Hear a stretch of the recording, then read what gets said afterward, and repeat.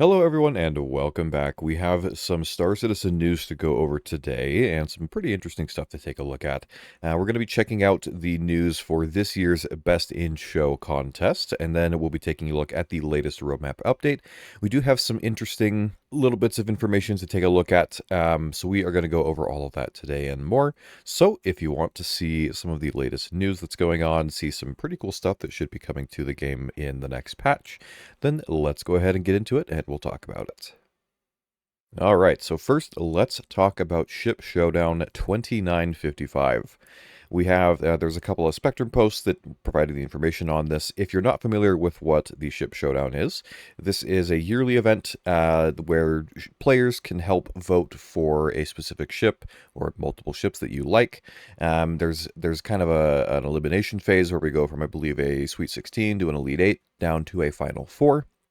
And then during the Intergalactic Aerospace Expo in November, or IAE, those final 4 ships will be the best in show ships. They'll get their own unique skin. There'll usually be some special offers on them around IAE. There's some other little goodies you get if you own those ships. So it's just kind of a nice, I don't know, community and CIG little contest event sort of thing where you get to vote for some of your favorite ships. So phase 1 of the event has begun as of yesterday. Now, what this phase is going to be trying to let CIG know what ships you want to be part of phase 2 in the top 16 of ships. And how you can do that is you have to create some original artistic creation, and it needs to be uploaded on Spectrum, or you can do it, I believe you can post them on Twitter as well, with the hashtag of #Ship Showdown and hashtag Star Citizen. So, but there's a lot of different things you could do if you wanted to. You could do a song, build something, maybe a 3D print if you're into that sort of thing. You could capture some in-game footage, make a video, a trailer about that. I might do something about a ship or two that I would potentially want for that. We'll see. So that's going to be phase 1, and then there's also some additional information to talk about as to some of the rules and some other kind of just outlier situations that we'll go over next. So, some things you'll want to keep in mind that they list. They say a contest entry submission may be any type of creative work, including but not limited to art, music, writing, or any type of material so long as it celebrates or highlights a Star Citizen ship or vehicle eligible for Ship Showdown at the time of the contest, is original and created by the entrant, does not include AI-generated content, which will not be considered, observes and respects the RSI terms, and is submitted to either submission venue. So nothing too crazy there. The only other thing is the dates for this is the submission period for these entrants will end on Tuesday, August 12th at 20 UTC. So that's some of the general information about the event itself and submitting if you want to submit some work of your own to highlight a ship. And then we can go on and let's talk about really quick. They kind of mentioned how they're going to pit ships against each other. They've said that for the top 16, ships will be divided into distinct ship divisions. They'll have a heavy duty division, industrial, speed demons division for racing, run and gun division for combat, pathfinder division for exploration, freighter division for transport, alien division for exotics, the aliens, the Gatak, Aopa, those sort of things, the road warrior division for ground vehicles, and the underdog division for the little ones. Now, a couple of other things to note. There are some exclusions for ships as part of the Best in Show. Ships that, for one reason or another, cannot be included in the voting for this. Those are going to be the Aegis Saber Raven, the Argo Atlas Icti, the Greycat PTV, the Asperia Glaive, the Vanduul Scythe, the Consolidated Outland Mustang Omega, and the Aegis Idris, which the Idris was a little bit interesting to me, that would not be eligible. But they do explain that they do actually expound on that a bit more. They say, we understand that the Aegis Idris is beloved by the community. However, due to the performance impact of including it in the free fly event, should it advance to the Elite 8, the Idris will not be eligible for voting. That said, in recognition of its enduring popularity, the Idris will be made available for pledge during the Elite 8 free fly. Additional details will be provided closer to that time. So you can't vote for the Idris won't be able to be in for the Uh, Ship Showdown this year, it's just I understand it's a little confusing, but it's okay. But if you're looking to get an Idris, they apparently will have it be made available for pledge during the Elite Eight. I don't know if that means they'll just have maybe one wave of sales of it or a couple of waves. But if you are looking to pick up an Aegis Idris, you will have that opportunity coming up in a couple of weeks, I believe. That will be on August 26th that starts the Elite 8 / Free Fly event. But that's about all of the information, the general information for Ship Showdown this year. So now let's move over to the roadmap update for this week, and we'll talk about any of the updates that we have for that. Okay, so for the roadmap update this week, on the roadmap roundup, there's actually not a whole lot of new information here. Mostly as I go through the 4.3 cards, they've said that a lot of these cards have received a new visual, which means on the release view, they have there's a little picture with them. There's some interesting little details we can get from a few of those pictures that we're going to take a look at in just a moment here. But that's going to be new visuals for the new hairstyles coming in 4.3, the dynamic snow, the new Wicklow special ships, the ASD light combat stealth suit, and the Wicklow light combat stealth suit, the Onyx facilities. And then the last thing that's interesting is what they called previously the cooperative zones. They said that this card has been removed as the Onyx facility missions are now categorized as sandbox activities rather than cooperative zones. Now, part of me wonders if that means it's no longer going to be like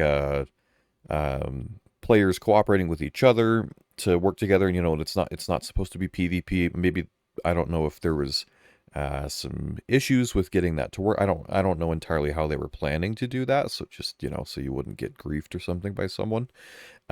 Maybe it's still the case, but I don't know entirely. But we will have to see. But that's just been renamed slightly to be incorporated with some of the other sandbox activities that we already have. But that's all on the roadmap roundup. So now let's take a look at some of those interesting new visuals, and let's talk about that for a minute. So the first picture we have here is actually, I believe, the sneak peek from 2 weeks ago, I want to say. This is the new hairstyles coming in. This patch looks like 3 of them, 2 male and 1 female style hairstyle. So nothing too crazy. Again, I remember from the dev ISC with the hair guy, I forget his name. They said that they've done some more extravagant hairs, and what they're working on right now is kind of more just normal plain look, I don't know, like your average person kind of hair, different hairstyles in that sense. So just some more additions of that into this patch, and I'm sure we'll just see more of those in the coming patches throughout the rest of the year. So nothing too crazy there. Our next picture is the new visual for depicting the dynamic snow. This, as far as I can tell, is on Microtech. There's, I guess, visually, there's nothing too crazy about this picture. You can see little bits of snow in the air. It does, the only real things I can think of that would be interesting to know on this specifically is if the snow is going to actually like accumulate on the ground, and then, when it's not snowing or whatever, maybe it kind of melts away. I kind of doubt it'll be like that. It'll probably just, I don't know, not accumulate. I would guess, but you never know. We'll have to see. But I am excited to see how this affects. I'm assuming it'll affect like your ship performance if you're flying through a snowstorm as well. You'll probably get tossed around a little bit, similar to how you do in the thunderstorms and whatnot already. So we're looking forward to seeing it. I'm sure it'll help the ambience and just the environment of Microtech and maybe some other places be even better. And then next we have the image of the 3 new Wicklow ships that we'll be getting as part of 4.3. We can see in the top left we have the Drake Golem. We have our customary Wicklow styling. Nothing too crazy there. Maybe one thought I had, maybe it'll come with like a slightly different mining laser, because I know that the one on there is like bespoke, but maybe it'll have a little bit of tweak stats. You never know. Could be a little bit better. But nothing too crazy there. And then we have the Anvil Terrapin Medic, has its nice Wicklow skin on there. And then finally we have the Starlancer TAC, which the Starlancer TAC actually surprised me because it's only been 2 months or so since it came out. So it seems pretty quick, a pretty quick turnaround for it, from it being sold at Invictus and coming out to then being a Wicklow ship. I really would like to see then, if they're putting this out this early, I would love to see them add the other Hornets to Wicklow, or just I would love to see them just in the regular in-game shops, as well as some of these other ships like the Guardian. Again, the Super Hornet Mark II, that probably needs added in there. The Golem would be good. The Ghost and the Tracker Mark II from last year, and some of those other things, just for whatever reason, are not in the in-game shop still. So I'd love to see them get added there, or again, at the very least, to Wicklow. But that is a little look at the new ships coming to Wicklow in 4.3. And then the last two pictures we have are of the Geist stealth armor. There's an ASD variant, it seems, and a Wicklow variant, I believe. So what we're looking at first is the ASD variant, and this, I will say, this armor looks really, really cool. Especially these versions, they have this sort of hood and a kind of scarf and cape that goes down the back. The only thing that I kind of don't like on this ASD one is on the helmet. There's like a bright red triangle of the ASD logo. So if you're trying to be stealthy, that's gonna probably give you away a little bit, I would guess. Everything else is generally fine though, but it's like a really nice. I just really like the look of it. Nice, I don't know, digicamo sort of black and grays and stuff like that. So, and even has a little backpack that has to go along with it. So I'm excited to try and find that in the game. And then we can last look at the Wicklow version of it, which I think this could honestly be considered kind of snow camo. The pattern of it looks that way. It's a little bit more white and gray than I feel like some of the other Wicklow stuff is. But it looks really good. Might be useful on Microtech again. If you're in a snowstorm, you're wearing this armor. You could probably be hidden pretty well. So, really, really cool to see. Has its own matching backpack, of course, as you can see there. But really looking forward to seeing some of these. So, it looks like at the moment, we know of 3 versions of this armor, I think. So we have the ASD one, this Wicklow one, and then we have the kind of gold little paint, the flowers, whatever you call it, on it from last week's sneak peek. That's another version of the armor, but it did not seem to have the sort of hood and the cape that these other ones did. So we have those 3. Maybe there's also like a default one of that gold flower one that just doesn't have the gold flowers on it, and it's just kind of, all dark, no cape or anything. So maybe 4, maybe even some other variants. We'll have to see. But really, really cool looking armor, and I'm looking forward to seeing it. So if you have any thoughts on any of this stuff, make sure to let me know what you think down in the comments. Are you looking forward to trying to get any new ships from Wicklow?